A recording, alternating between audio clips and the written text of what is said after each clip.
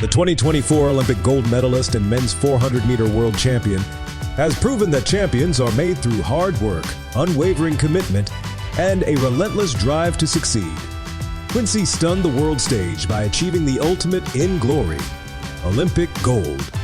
Let's welcome a true champion in every sense of the word, Olympic gold medalist Quincy Hall. So Quincy, I don't know if you know this. As soon as you cross the tape in Paris, I started texting the U.S. Track and Field Association. Said, I need that brother at my conference. Yes, sir. They said, Lewis, he don't even have his medal yet. I said, and because your performance really was the classic optic of competing against yourself for growth. Yes, sir. Yes, sir. Nah, like I said, I thank y'all for having me out here. In that race, it wasn't just about track. It was about me being a black man. Just keep being able to fight, keep being able to push. You know, every day we have our own obstacles. And that day, my obstacle was to be in fourth and come to first. And I had to do what I had to do to get there. So Quincy, let's kind of dissect the race. Through the first curve and the backstretch, was it going as you planned, or you were like, oh hell, something wrong here? No, okay, so it's a different angle out of the video, and it's like a minute and 6 seconds. I get time to look at it. And that race, in the first 100 meters, I had kind of strained my hamstring. I had a hamstring problem earlier that year, and it kind of just held up until that part of the race. So I was running, I was just thinking like, man, this back bothering me. So about 300 meters left to go, I was just like, you know, do you stop? Do you keep going? You know, you got two options. And I kept going, and then things happened. But yeah, no, like I said, I just ran my race, and everybody like, yo, you was losing and all this, but I'm always losing in the race like that. It's the Olympic Games, so people are gonna come out and they're gonna run faster than normal because no one's ever really been in that position. So, you know, you don't know what you're doing. You go out there, you do different things. So I just was trying to stay in the code, stay in the practice what I was doing, and get to where I got to be. So what was on your mind, Quincy, those last 40 yards? What was going through your mind? Was it, look, I hope I just medal? I hope I can at least be third? Or was it like, I think I can win this? Okay, so 150 meters, that was my thought. I just need a medal. I just need a medal because, like I said, in the race, you do see that there was a pretty much a good bit in front of me. So I wasn't thinking I had to win by then, but I don't really, each step I take, I make a decision. Like each step everybody takes in life, you make a decision. Well, you have a plan, but my plan was to run up on the guy on the outside, but he ran the fastest 200 of the 400 ever, so my plan had to change in the race. So yeah, no, I knew I had it. I said the last 50, I knew it was possible, but we've been practicing, we've been working, we've been watching other athletes where we knew strengths and weaknesses. So if I could start it, like I said, I knew I could finish first. So tell us about, Quincy, how do you train for the Olympics? That was the thing. Okay, so you know how you say how do I keep myself motivated? So I practice by myself. My coach is in California. I practice in South Carolina. So that's one into the other. So you're doing like a virtual practice? A virtual practice every day. Well, they don't watch me. He just asked me what was the time. So I got my phone in my hand, and I just take off. And when I'm running, I'm looking to see if I'm there. Keep running. And I stop it when I'm done. Wait, man. Hold on. Hold on now. I'm a former 400-meter runner myself. Yeah.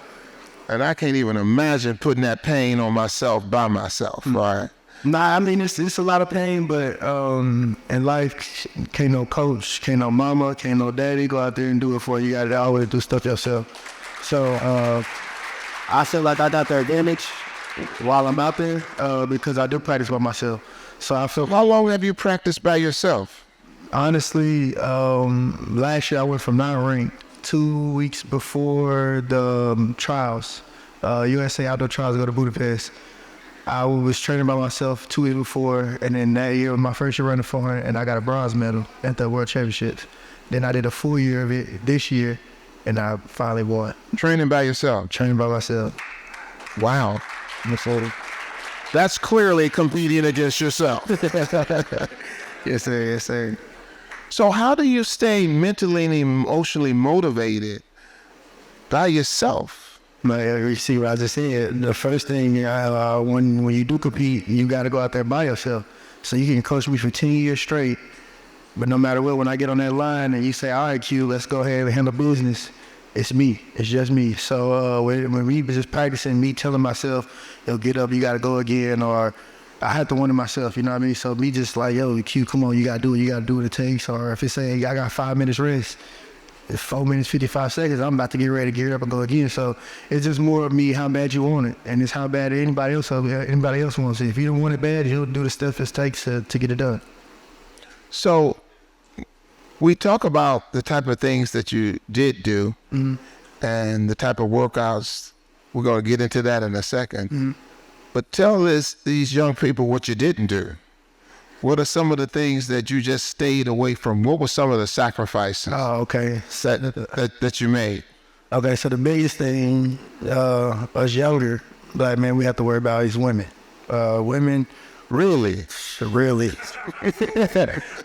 And then I'll say the same thing to younger women too, is a man will be a distraction at our age, at my age, and the younger men I see, it'd be just like, and then people who don't have your best interest. You won't know who don't have your best interest until the best interest isn't there. You know what I'm saying? So the guy that you think is your friend or X, Y, Z, he might not really be your friend. So it's just a lot of distractions I had growing up. And just like I said, every day you could walk outside and it's distractions, you know? So I just I try to stay away from distractions. I currently live by myself.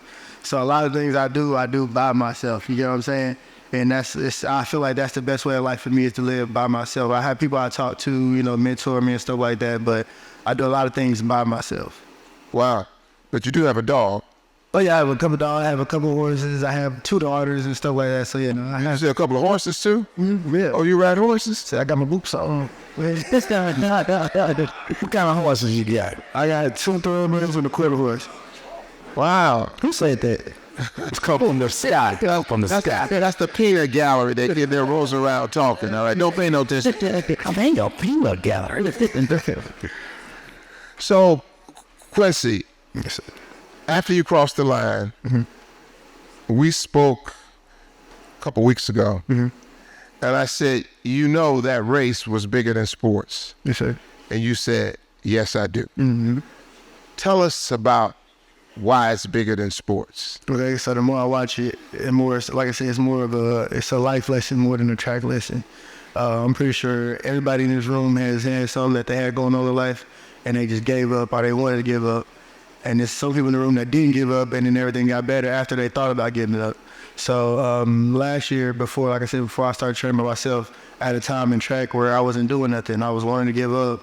So my main speech, I feel like my main purpose in life from that race was to teach people out here, just don't give up, because it's not over until it's over. And you know what I mean? It's never really over.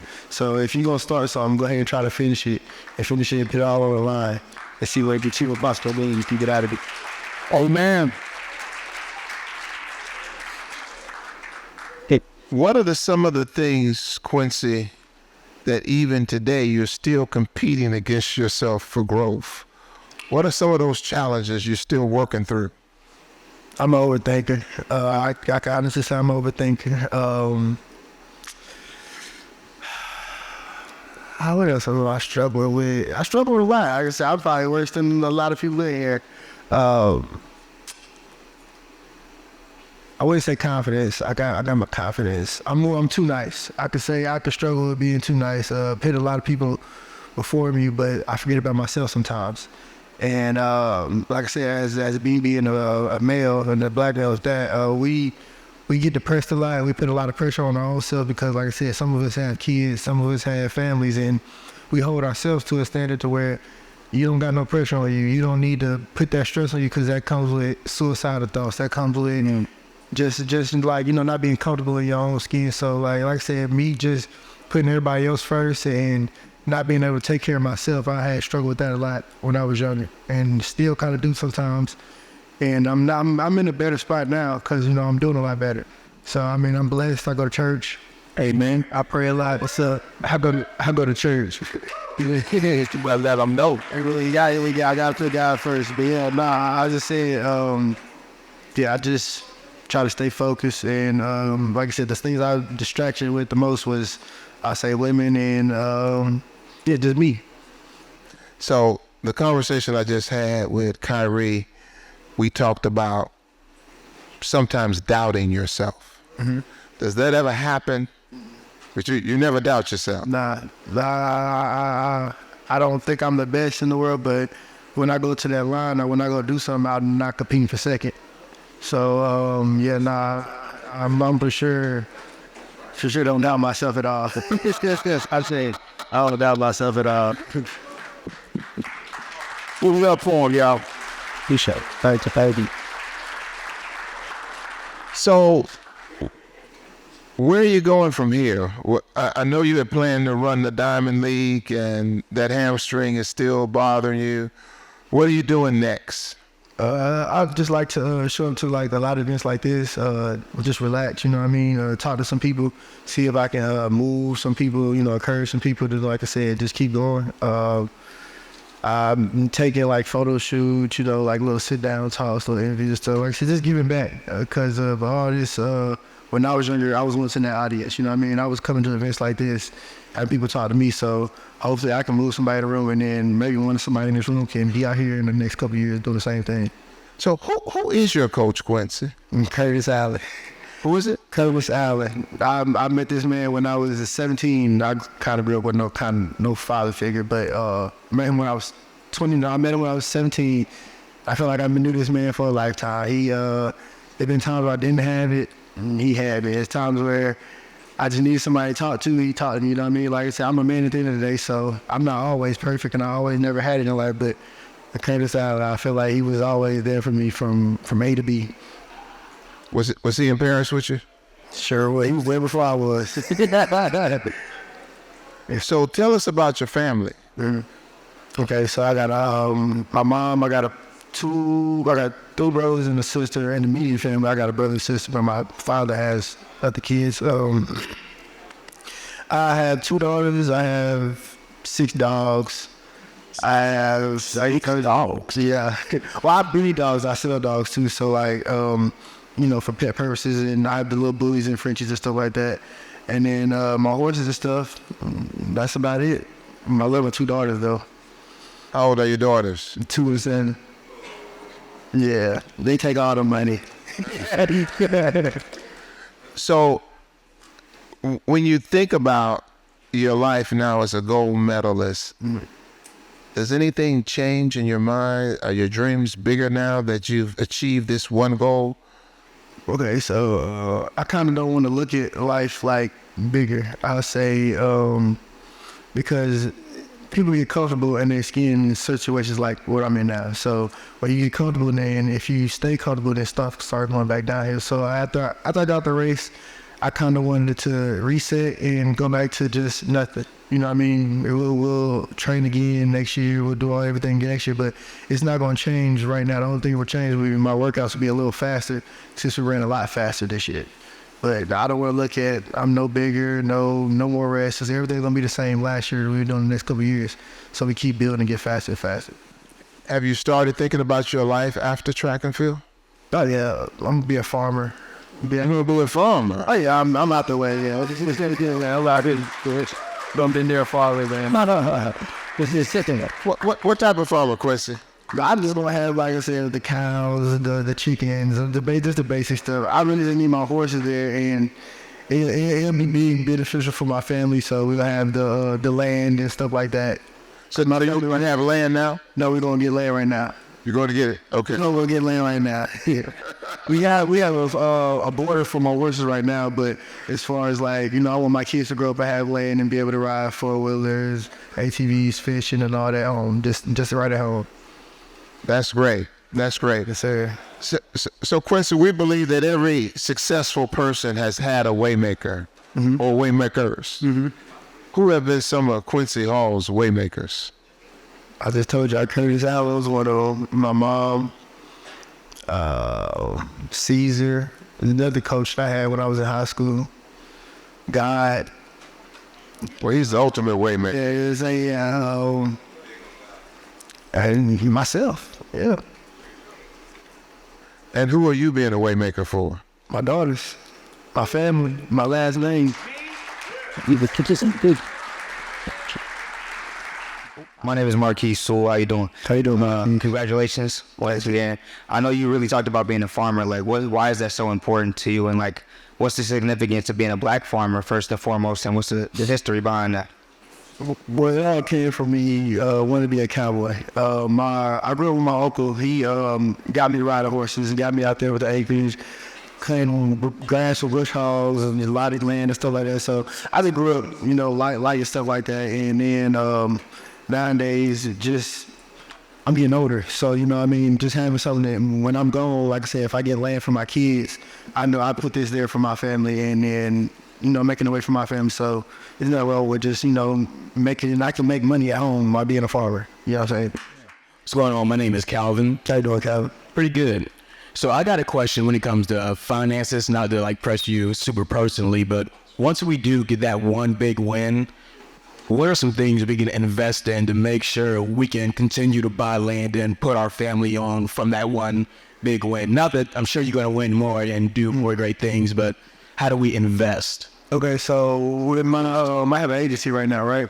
And I'm not gonna say I'm like the best investor because now I just put myself in a position to start seeing stuff I've never seen before. So I'll be letting my real estate, not my real estate, my agents, they'll be putting me in new classes, new guidances for me to be a self. So I don't have no answer for that right now because, like I said, I haven't really had a lot of finances to be able to, start investing. But I have, like I said, I have my dog company, I have my horses and stuff like that. So I have like little small investments, and then when I buy my land, I would buy a couple of houses, properties and stuff like that. But right now, I haven't really looked into that. I'm Ethan Clark. I also run track myself. I do 400 hurdles. Mm-hmm. And I got a question because this is real big. What do you do? Like, how do you deal with lactic acid? Because I know that's like the worst part, like the last 20 meters of. Okay, that's the main thing. I really don't like to give out that answer because that's my sauce. But okay, so in track you have a lot of energy systems. In certain races you want to touch certain, in a race you will touch every energy system, and this is really all sports. But in certain practices, you don't want to touch certain energy systems. So the days you want to touch ATP, that's where the lactic acid, you want to keep applying yourself more and more. So some people, when they reach lactic acid and they stop. Well, when they close to compete, your body will stop. Your body wants to stop, it'll stop. But if you keep training yourself to keep going, then your body starts to mold into, let's keep going. So, and track is really, it's physical and all that, but it's a lot mental. So if you can do a hard workout and then apply yourself to just keep going a little more each time you do that same workout, the next time you come back, the acid gonna be gone. Mentally there, but it's physically gone. Quincy, congrats on the win, man. I just want to know, because I know you ran the 400 hurdles in college, correct? Yes, sir. So how did running those, because you were obese, you think around 48, almost 47. How did that prepare you for the open 4? It's not something that we see consistently in track. Somebody that runs the hurdles, run the open 400 as successfully as you did. How did that prep you for the open 4? And I'm curious why you made a transition away from the hurdles, being as good as you were. The transition is getting more common now. But you got Sydney, Ryan, all them being able to run a 400 and 400 hurdles. So the transition has become more common. But I made that transition when I was running the 400 hurdles and I just never made a team. So in track, if you don't make USA teams, you don't make a living. So I did 2 years of running the 400 hurdles. I just couldn't get right with it. So I told myself, let me try something else. And with me trying something else, it came more success, and I just bid on it. But I always been a 400 and 400 hurdler. I locked into the 400 hurdles more, but then the event got so crazy. It's tough. The event is tough now. Hey, how you doing? Congratulations. I'm James Collins. I wanted to know, how do you take the overnight fame? Like, I'm just speaking for a lot of people. before you run a race, a lot of us probably never heard of your name until you won a race. Now you a household name. How do you take that, like, build, all that in? Like, how do you take that in from going from? I try not to get irritated about it, like bullshit about it. Everyone made before the race, I was Quincy Hall. After the race, I was Quincy Hall. So that was more of an introduction, familiar on who I was. But I don't think I'm no better than nobody. It didn't change me. There we go. Personally, you know what I mean? It just, I guess I just got a little more recognition from it. Quincy, we just want to thank you. It was a late ass right after you won, and you said yes immediately. I didn't have to try to twist your arm or convince you to come here. We thank you so much for gracing this stage and competing against yourself. You're like the ultimate optic for that thing, and we wish you the best. Thank you so much. I appreciate it. Quincy, y'all. Come on now. Come on now.